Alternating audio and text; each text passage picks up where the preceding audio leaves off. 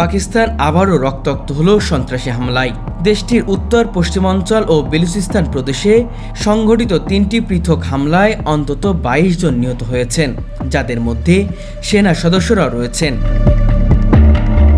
স্থানীয় গণমাধ্যমের বরাতে জানা গেছে, প্রথম হামলাটি ঘটে খাইবার পাখতুনখোয়া অঞ্চলে, যেখানে সেনা টহল দলকে লক্ষ্য করে সশস্ত্র জঙ্গিরা অতর্কিত গুলি চালায়।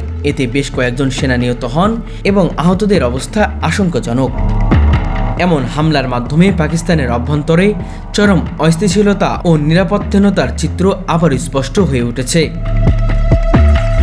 নিরাপত্তা বিশ্লেষকরা বলছেন, সন্ত্রাসীবাদের দমন করতে হলে শুধু সামরিক পদক্ষেপ নয়, রাজনৈতিক ঐক্য, সীমান্ত নিরাপত্তা আরও শক্তিশালী করতে হবে। জনগণের মধ্যে আতঙ্ক বিরাজ করছে, আর এই ঘটনা প্রমাণ করছে পাকিস্তান এখনও সন্ত্রাসের কঠিন থাবা থেকে মুক্ত নন।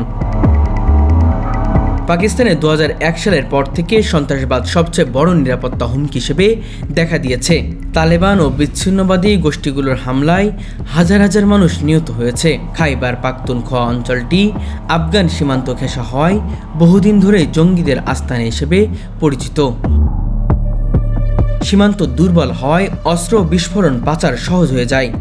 বেলুচিস্তান প্রদেশে দীর্ঘদিন ধরে বিচ্ছিন্নবাদী গোষ্ঠীগুলোর তৎপরতা চলছে। তারা পাকিস্তান সরকারের বিরুদ্ধে স্বাধীনতার দাবি তুলছে এবং প্রায় সরাসরি স্থাপনা, সেনা ক্যাম্প ও বেসামরিক এলাকাকে লক্ষ্য করে হামলা চালায়।